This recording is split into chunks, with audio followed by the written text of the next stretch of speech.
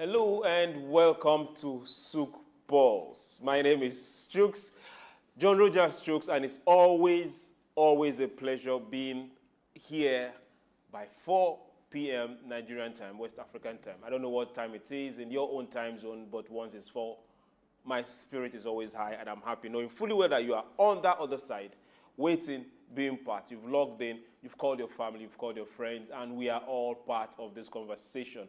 We are live on SOUQ News, and for those that have not taken this note, all this while, we have been 100% on positive programming. And for everybody that has been part of this particular project, I want to say thank you. For every feedback, I want to say thank you. And for everyone in the technical, behind the cameras, you might not get to see them, but we are also grateful that they have stayed and they are part of this project. If we say home is where the heart is, then that means there has to be peace. And if we really want that, then we have to stand up and make every decision count and let it be intentional. And that means progress. That means staying there.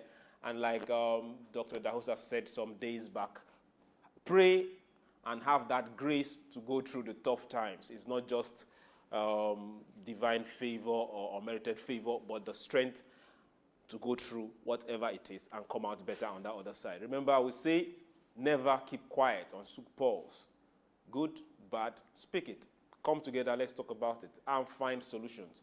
Today, we are going to look at some specific things as it affects us Africans, as it's building Africa, and we'll ask ourselves, it's a straightforward thing. Yes, no, we'll get to see, we'll listen to you talk, and also go through our conversations. And we will be able to find a good divide where we can say, okay, yes, let's follow this, or no, we can do better at that. Don't go anywhere. Once we get back, we will get to introduce the topic, and you will be shocked at who we still have here in the studio. It's all a blessing. Don't go anywhere. SOUQ Pulse is soon back.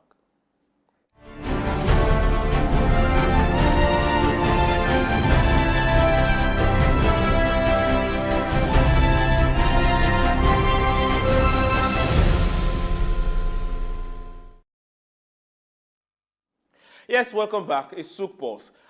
Today on SOUQ Pulse, we are looking at mega projects. When I say mega projects, I'm looking at those projects that amount to a lot of billions or close to billions or tens of them. Those particular projects, when you hear about them, you just know that how is this possible? Yes, they are possible. It doesn't matter the claim, but we're looking at Africa, we're looking at mega projects.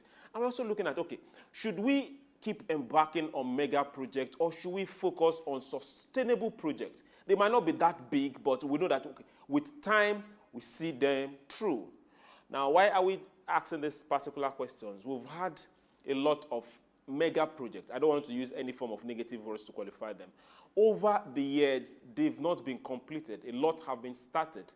Some have been abandoned. Administrations that started them could not finish them. Who came after them did not continue them.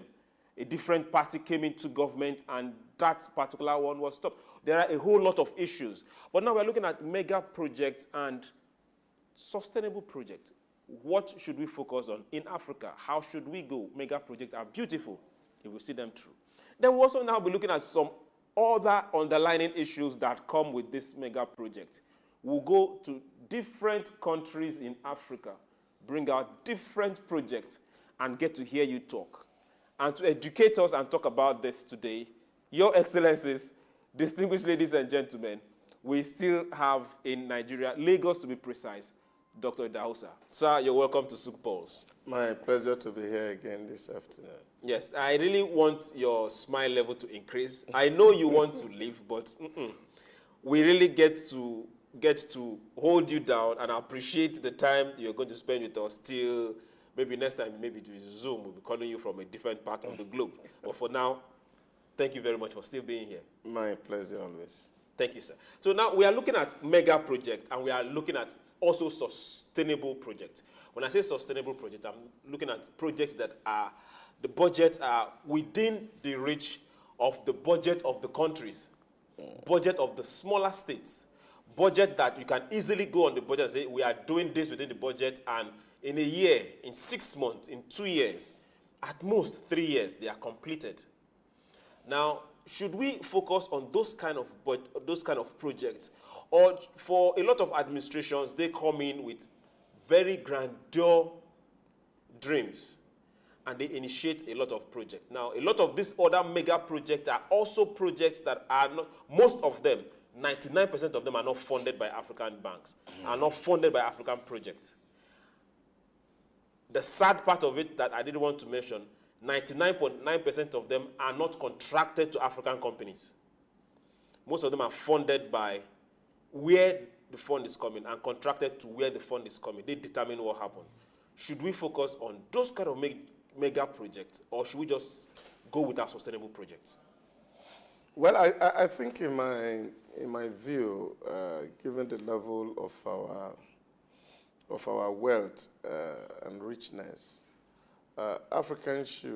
leaders should, while being ambitious, must also be, as a matter of fact, be realistic about the things that you can handle and the things you cannot handle. Although a lot of people have some thesis that the reason why a lot of people go for big projects is because it affords you the opportunity to grab more than doing something small. But I think for me, things that are small and functional are better than mega things that are not functional and they don't add value. You see, development, as it were, is incremental. We can start small and then scale up and become very big. But in that smallness, you will be able to actually reach the greater majority, and which, of course, is the whole idea about government, the happiness of a greater majority of people. So once you understand a life cycle of a project, and you are looking at it from conception until delivery, what is the total cost that will be involved? How long will it take you as a government to complete it? So the struggle of perpetually being in deficit is worrisome to me among African countries. And whereas in countries in Asia, they're working hard at staying on budget surplus. And embarking on projects. Mega projects. Yeah, they started small, yes, but exactly. They have grown up now. Exactly. And then you can begin to see those mega signature projects springing up here and there. But that was not where they started from.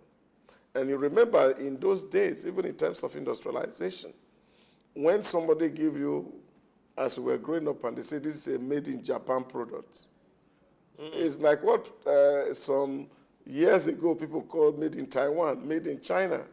They were seen as inferior goods. But today, the narrative has changed, because we as Africa must embrace the law of effectuation, which is making use of what you have without necessarily have to tie your destiny to the progress of another. So that is fundamental for me. So let's make use of what we have, the resources that we have, and then leverage it and then perfect it. And then we can now begin to see that we have made so much money, and we are sure that we can embark on mega projects, and this project, within expectation, we're sure, give or take, in 2 years, 3 years, 5 years at the maximum, we can complete some of all these projects. Okay, sir. Now, there is something, there was one major word you used there. You said start from where you are. Yes. And don't mortgage your future to somebody that needs to get a business done. That's debt trapionage. And give you the money and still construct. Now, we are going to go to several African countries and pull out some specific projects. Now, if we look through this project, there is something that is similar in all of them in different parts of Africa. Now let's go to Egypt. Egypt is building a new capital city, smart city. There is a whole lot of narrative to that city. Now that is one. They are also having a new wind farm project that is costing them 10 billion. They are also having a data center, 250 million. That is minor. Then the Eval Tower that has already been built, 227 million. Now, for the wind farm and the data center, that money and construction is coming from Abu Dhabi. Yeah, but at least you look at it, those are critical infrastructure that, of course, in a world today that we are talking about, data is life, and a knowledge-based economy that be built on data. That's understandable. And don't forget that if you look at the economy of Egypt, especially in Africa, in the North Africa, African is connected at 4 points by undersea cable for the transfer of data and the rest of it, and telecommunication. So one of the port is in Alexandria in Egypt, one is in Mombasa, one is in South Africa, and one is here in Lagos. Okay. So these are the 4 points where you see data connects the whole world, which of course... And that project was also built with a loan money? Yes, it's loan. But of course, the rate of return will be very high because that holds the gateway to the whole of North Africa as Egypt. So if they are building a data center, okay, they will actually be able to leverage it and pay back. And pay back. And now the good thing is, who is bringing the money for this? Yes. Good. Now, on the other side, they are building a complete new capital city. Now, this is where we're now having a problem. Who are those funding this new capital city? Yeah, I think those are part of... like the first two we mentioned, they were very specific. Yes. Now, this other one, I'm not going to use negative words, but it's not specific. And in the last 3 weeks, we have seen nations and some banks come up to give Egypt over 20 billion. In the last count, adding some other things, it amounts to over 40 billion in loans.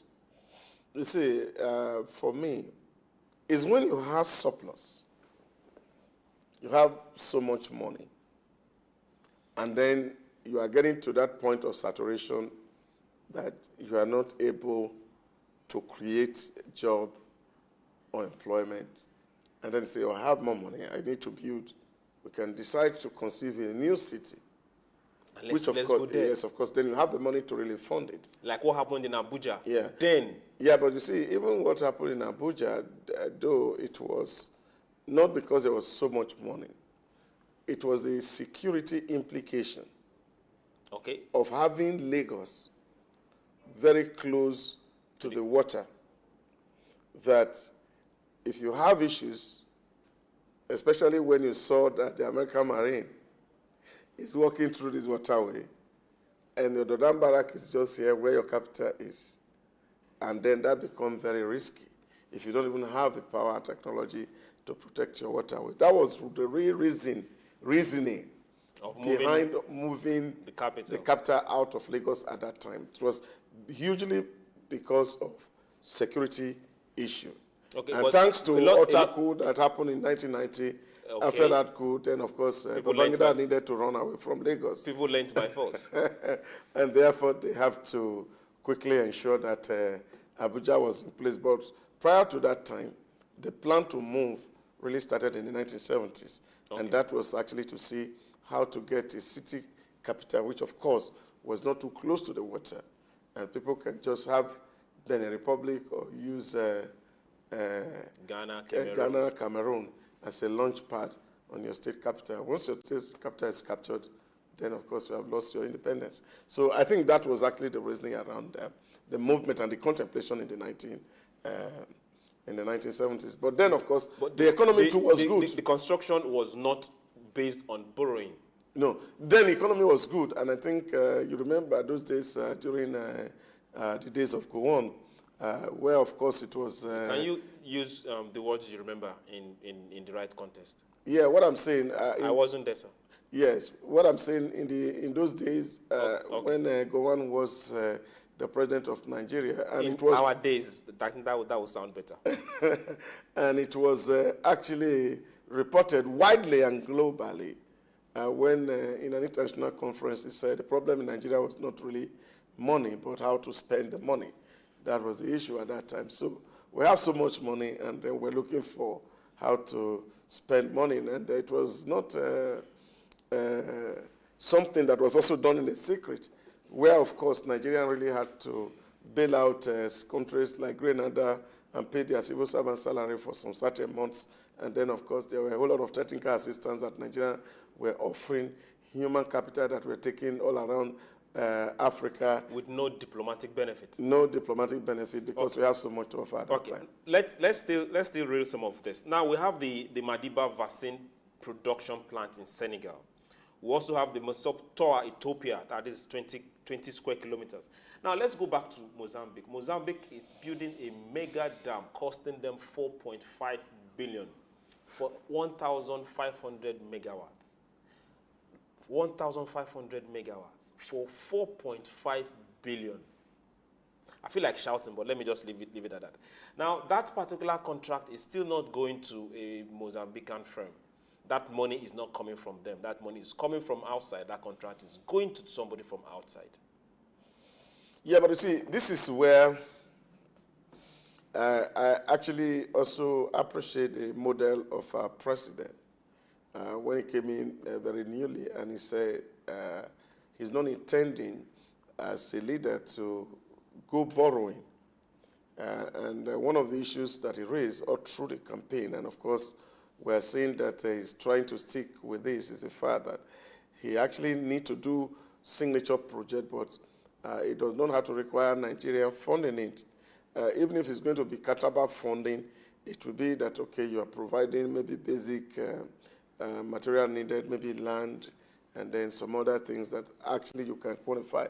You see, this was what the UAE did. Majorly in developing UAE, all the big signature projects you see in the UAE, they are not built by the UAE. Take, for example, the longest tower in the world, the Burj Khalifa, was built by Emma, a property development firm. The contribution of UAE to Emma in Dubai and its environment, it's the fact that they have entered into agreement. UAE give you land, which constitutes 24% of their holding in the project. But the building completely is done by the company. So UAE don't put their money in there. Somebody in UAE or some group of people in the UAE thought this out. Yeah. And have a policy, and that policy is implemented. It's implemented, and so it's working. Why are we having something different? Yeah, that is what I'm thinking. That's what I'm actually saying, that we can actually go that route, and that is what our president says he's going to do, that he doesn't want to have to fund projects, but he doesn't mind delaying the gratification and postponing the reward, which, of course, you have to enable other people who have the real capital to come do the project, and then all you get is royalty in the beginning, and after a while, of course, you can own it. And that's the way to go, because going to borrow to fund a social project is dangerous to the economy, and of course can only increase the poverty in that region. Okay, now let's keep going. Now we also have the Tatu City in Kenya. That's the special economic zone. We also have the West Africa. Now you mentioned the West African cable system. That's 14,500 kilometers connecting South Africa, West Africa, Europe through 13 countries. Now this is majorly business. Yeah. And that, I believe, will pay itself. Yeah. Countries are not going to be held down on that. But now, let's look at this trend. We have Morocco building a hydropower plant for 681 million, borrowed money. We have Tanzania building another power plant for 1.5 billion, borrowed money. And the people constructing this, for each of this project, this is this kind of trend. The people constructing this, the company constructing this, the clients to be precise, are not nationals of this country. No, I think for Morocco, I may not be able to speak so much about Tanzania, but I think for Morocco, the level of prudence in the governing elite in Morocco is also very high. And whatever thing that Morocco is thinking is actually seeing that they can take off the inflow of people into Tanzania because of the crisis they had, the political Tunisia, Tanzania, Egypt, Algeria, Libya, and seem to see making Morocco like a tourist center. And this requires a whole lot of basic infrastructure. And to be very fair to them, they've quite been very proactive. I read through their laws on procurement. The truth of the matter is that the things that you can source in Morocco, you can source it from the outside. So in terms of negotiation, I think they're actually doing very well. In short, at a certain point in time, the Moroccan Crown Prince had to move the attention of Morocco from France, which is their colonial master, to America. So in terms of negotiation, I think they are well positioned. There's not really anything bad about people taking loan to do some study thing, especially when there's prudence that is attached to it. Now, when you get to Morocco, you see the kind of infrastructure that this young man has put in place. Connecting all the provinces of Morocco is excellent. And that's great work that he's doing there, really. So you need more electricity. They're building new more cities. They are connecting new more tanks together. But what you see is that they are deploying a whole lot of internally made technology to drive the entire process. I've visited quite a number of innovation centers in Morocco, and you'll be amazed the kind of thing that they are doing. So for me, if you see leadership where you are going to borrow money and you're going to use it for the right thing, and it's strategic to the positioning of your state, I don't think it's something that is bad. But where, of course, that you don't have any grand strategy, and then, of course, you borrow money to do signature project. Take, for example, people talk about tourism, and you want to say you want to build a new city in Kenya, for example. Now, what would make somebody to come to Kenya if a place is not secure in the first place? So these are the first thing and the starting point to development. Why do people move money to Dubai? Why do people move money to Singapore? Because, number one, the places are safe. Now, when you cannot create that ecosystem where people can have confidence, they can only come to do the contract, and then they go and stay back somewhere else. When they are doing vacation, they can go to Cancun. When they are doing vacation, they can go to Singapore, but they can't come to your country because they are not sure of the safety. But they can take the money as it were. So, but I think that's where, for me, I say we can start small and then eventually scale very high as African country. We don't need to be overly ambitious. We just have to do what is functional, what is prudent. Even if it's just a small airport, let it be functional. Then the lights are working. The washrooms are all fine. Your men on duty are professional, and they are selling your country positively. Now, those small things we can do.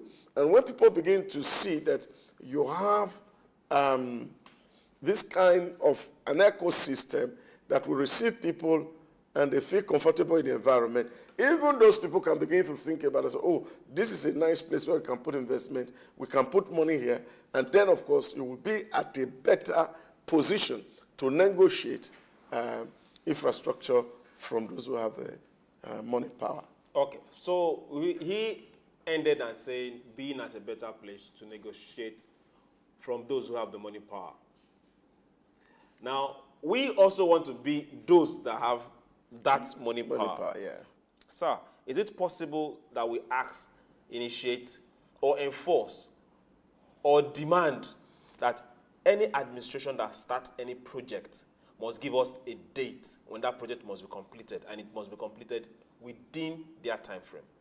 Yeah, but you see, I think the really huge problem is in the bureaucracy, who violates the provisions of law that are made to govern the system.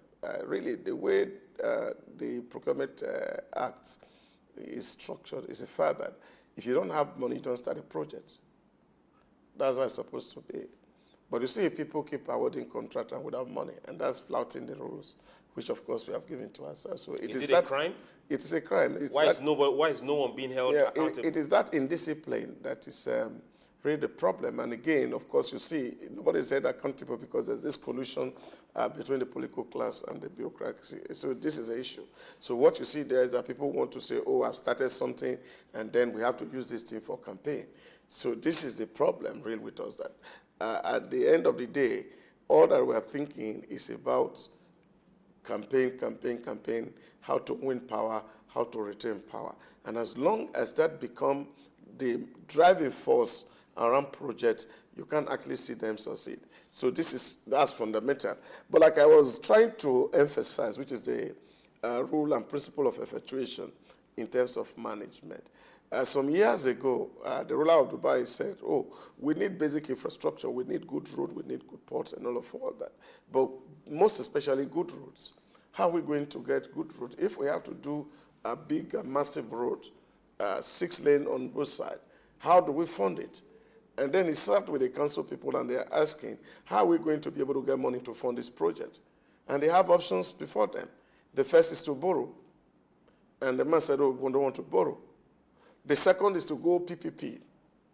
And they say, oh, if we give PPP and for a very long period of time, of course, you know, the average you can get is 28 to 32 years on public-private partnership. And by that time, the infrastructure itself would have been out of date and it become not really useful to you because, of course, the investors would have taken so much of your money out and say that was not possible.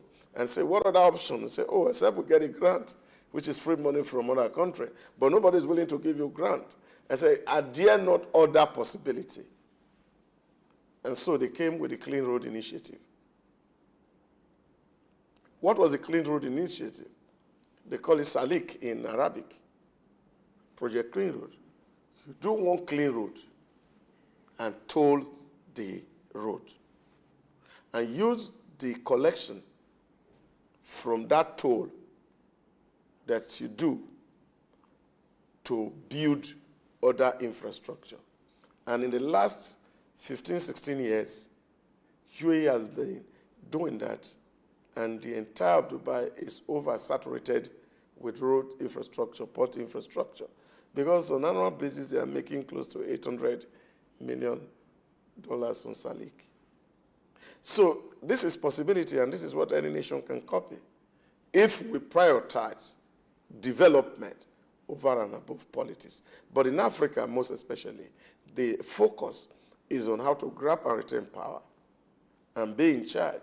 And so we have not put on the table the economic development of the people. God bless his soul, Professor Claude Ake had written a lot of theses around this, that we have never really thought about development as African. What is very paramount and important to us is how to win and grab power. And that struggle really never ends because you also have a tenure of 4 years. So you win. In the first 2 years, you are thinking about how to remove the money you expended winning power. Then the next 2 years, you are going to spend trying to gather more money so that you can retain power for another 4 years. So these are the things that confront us. And that's why you see a whole lot of things that are project, no matter how functional or important the project may have been to the economic well-being of the nation, they are not prioritized by other administration. Maybe probably those regimes that awarded it would have paid over 70% of the project sum, even when the job has not gone halfway. And therefore, going to complete that project will be for the new administration like a minus. So they will prefer to start their own project so that they can also mobilize up to that percentage. And then you know what percentage is in terms of what comes back to those who are around those projects. And I think this is the thing that we really need to discourage, that if we get people of high value get into power and they are really not concerned about winning the destination, like I said by Abraham Lincoln, that statesmen think about the next generation. Only politicians think about the next election. So if we have statesmen come to power who will be thinking about the next generation, and they are not really so much concerned about the next election, you will see a whole lot of narrative change in Africa, and then we can mass up a lot of wealth that can really make us proud as a people. Okay. Now, I like your submission. I like your quotes. I love it. But now let's go back to that same question. If we follow this trend, because it's been there right before I was born, from the top of my head, I can count 10 mega projects in Nigeria alone. From study, I can count over 20 from other African countries. There is a particular African country that borrowed money to build an international standard sewage system. As we speak, the money is there, but they've not built yet because they are looking for a contractor. How they are looking for that contractor, I don't know. They know themselves. There are several projects. Ajokuta in Nigeria is one mega project that has refused to be completed till, I don't know. Not far from our studio is the former Federal Secretariat. It's just behind us here. The new it was built and the buildings are still there. The part that have not been completed is still megas. There are a lot of them. From glass plants to, there are a lot of them. Now, I think this trend is continuing, whether the person has good intentions or not, whether he wants to win the next elections or not. This trend continues because there is no law on ground to punish somebody that does this. No, there are a lot of laws. So why is Africa not following it? If you cannot start a project and finish it, there should be a law, not just a policy. There should be a law. If you start a project and you cannot finish it, then thank you. You're not coming back. You should be prosecuted. Yeah, I think it's not really about the laws. The laws are there. And I think that the laws that we have, to a very large extent, yes, people may talk about the provisions for consequences that are weak, which means that people, what it will cost somebody who has committed some infractions is not worth it compared to what they get from the infractions. This is what I'm saying to you. You see, there's a whole lot of political consideration in all of these things. Should we give more emphasis? Should the people be held down because of political considerations? This is what I'm saying to you. You see, until we get to that threshold as a people, we say, oh, this is the minimum we can go. And then all of us get to that point and say, well, power is no longer important or necessary. You see, because there's a whole lot that comes with power. Because you determine who become the Supreme Court judge. You determine who become the president of Federal Court of Appeal. And if you are the state governor, you become the chief justice of your state. And of course, the office is also fused with the office of the Attorney General of Federation, of Attorney General of the state. So the person who is in power actually is the one who appoints the chief law officer of the state. So even if you violate that principle, I'm not sure that your principal will want, your subordinate will want to prosecute you. So this is where it becomes really very complex. So what you are seeing is a system where the elite has conspired to rob the country. So this elite conspiracy, some people call it lack of elite consensus. I don't believe that there is no consensus among the elite. The elite has consensus. What is actually is elite conspiracy. And once we can overcome that elite conspiracy. When you say once we can overcome, who will overcome? Yeah, of course, you remember that in the theory of Karl Marx, in terms of developing a society where, for example, the worker will have to overthrow the owner of capital and establish a proletariat regime where the worker are in charge and rule for the benefit of the worker. Then, of course, you will be able to get to that point. But unfortunately, what you see is the elite selection process has permeated every aspect. So at the law enforcement, you see political offices. In the bureaucracy, Once he gets to the office of the director, permanent secretary, all those offices are political. Now, there's no professionalism in those regard. Who becomes the director general of an establishment is political office. And now who determines all this is determined by the man who sits at the center. It is until that man at the center says, wait, and say, wait, I want to see a system that will succeed. I'm not interested in what you're doing. I'm interested in leaving a legacy behind. And if you are not willing to leave this legacy with me, you can serve with me. And when you see that happening, then you will eventually see the progress that we're talking about. And therefore, he will not be so much interested about the next election. He's interested about the next generation. And now once you have that man in power, all these things I'm talking about, they will not be. Because even there are some of these projects that actually cost that has gone even into the, what they call it, a feasibility study, is enough to complete the project. But unfortunately, because there's no willpower, have you forgotten so quickly? There was a certain works and housing minister, and they were asking, oh, the money for this bypass was awarded 300 million, and the man said 300 billion. He said it was earmarked to win the election for 2007.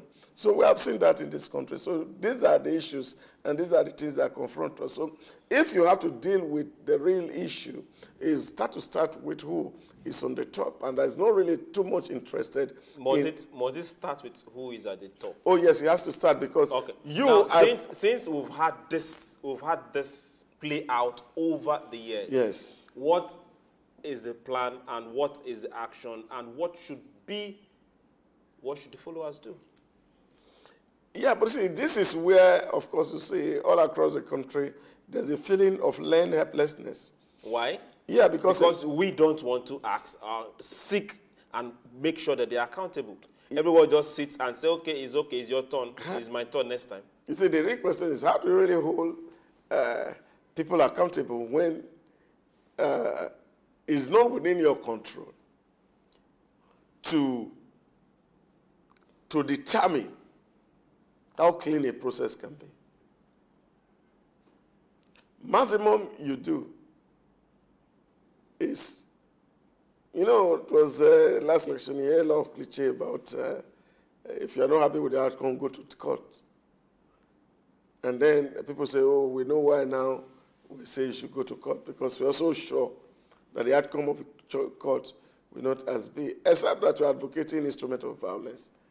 That's the only way you can hold people accountable. But if you have to follow the process of the law, it will be very difficult. You must not get violent. If people start demanding governance, if people start demanding from who? Sit up. Demand from your neighbor, demand from the man next door, demand from the local government chairman. Okay, can we take this example? We've had this story of people trying to help maybe fix their local roads, and maybe some tout or some chairman somewhere will say, no, you have to come and settle us. And everybody keeps quiet and go back to their house. If that particular chairman tries that and the community come and wait for him when he's coming out, do you think he will come back and sleep in that house? No. I tell because you, we are too docile. Let us demand and say, get these things done. I tell you one small story. A certain manager had a driver, as it is told, who was stealing the company's air condition. Who was what? Stealing the company air condition. They were selling air condition, but he was the business manager. So every time they close work, the driver puts some pieces of air condition in the car. And when they get to where they want to offload, then the driver take one out and take to his own house.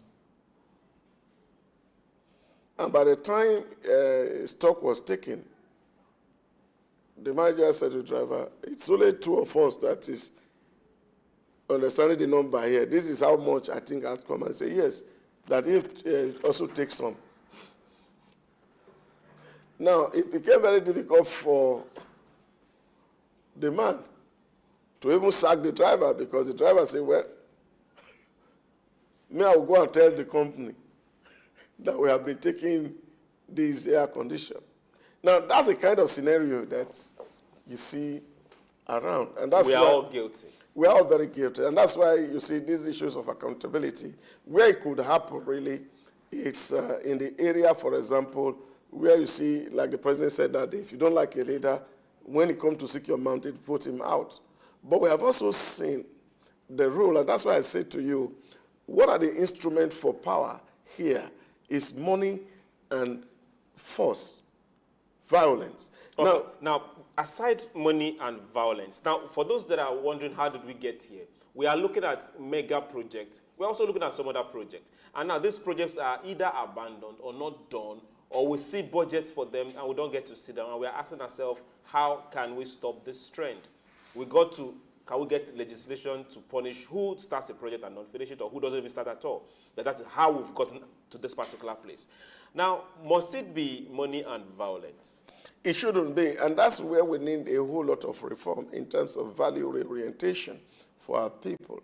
You see, because not many people are able to actually connect themselves with the government that is in power.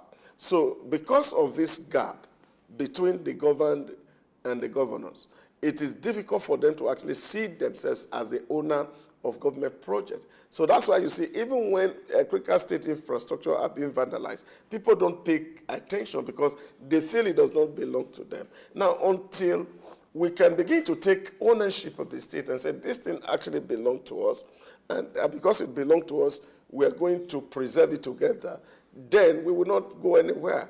I remember that in 2010, for example, when we were to be 50 as a country in independence, we actually conceived an idea. We call it One Me, One Nation. And that One Me, One Nation project was to build that invisible cake that Nigerian has always talked about, that going to office is the sharing of cake. So we decided to see how to bring that cake to life, which was going to win what is called the Guinness World Record. And they were going to build a 65-ton cake. And we have made critical strategic plans, involve over 2,000 volunteers across over 300 ethnic nationalities in Nigeria to come together and see how we build this cake and unveil it in the National Assembly. We are invested in building the clock, the countdown clock to the 25th independence. And that project was presented to the president in power, and he said, oh, wow, this is fantastic. But the night that followed, politics killed that project.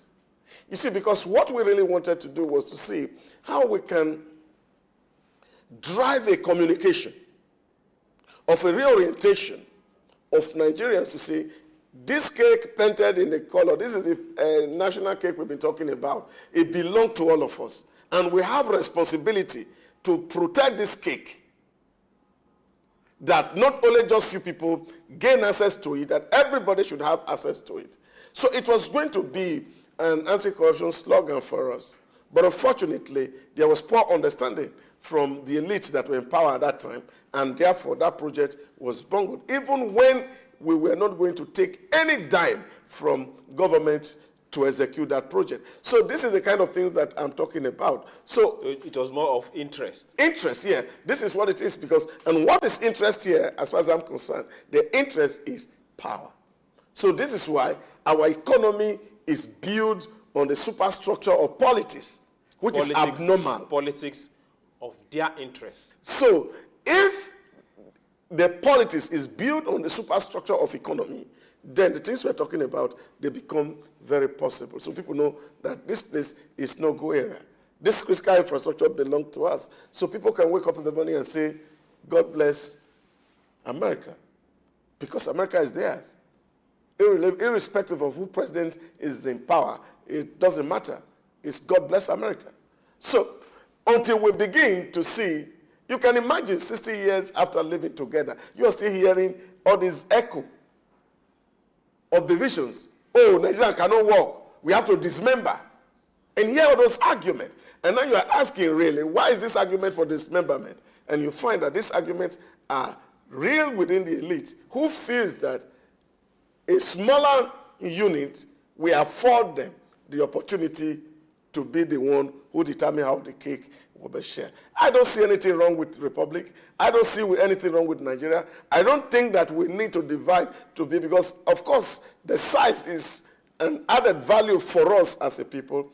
How do we leverage this diversity is, for me, what is important. In short, a matter of fact, to conclude, a friend of mine, I was talking to him, and I said, what is the real problem in Nigeria? And we say, the problem is diversity. He said, we shouldn't say it to them in Rwanda, because their own problem was unity. Because you have one Rwanda speaking one language,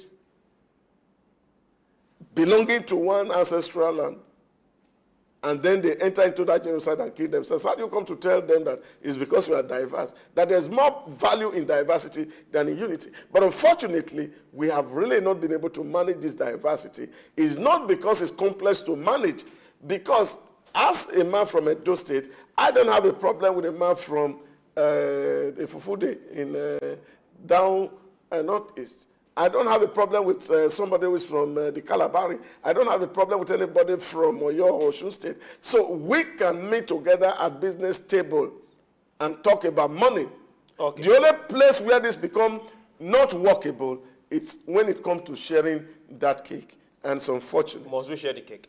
Okay, now we want to say thank you. He said he doesn't have a problem with this, he doesn't have a problem with that other person. But we on SOUQ Pulse, we have a problem when you start a project and you don't finish it. We have not just physical, we have a spiritual problem with you. It doesn't matter whether it's in local government or state government or federal government.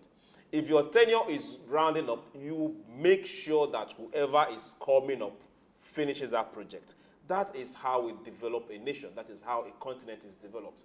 We are tired of seeing this amount of money going down the drain, because at the end of the day, who you borrowed money from will collect his money. Of course. And the contractor that started and you paid up front will go away. And even if he's not collecting it because you don't have the means, actually he will not borrow you more. So when you are a real critical need, you don't have anybody to help you. Okay. We want to say thank you for being there. Thank you very much, sir, for coming on SOUQ Pulse. My pleasure always to be with you. Remember what we say, don't ever keep quiet. No matter what the project is in your country, it is your land. Is your land. Be part of it. Say something. And above all, assist and make sure that project works. Not everybody talking down on what, because it's not cited in your place or because you're not gaining directly from it. If the development comes, it's a blessing to everybody. I want to say thank you very much for being here on SOUQ Pulse. We'll do this again tomorrow, being the last day of the week. Beautiful Friday here. See you tomorrow. Bye.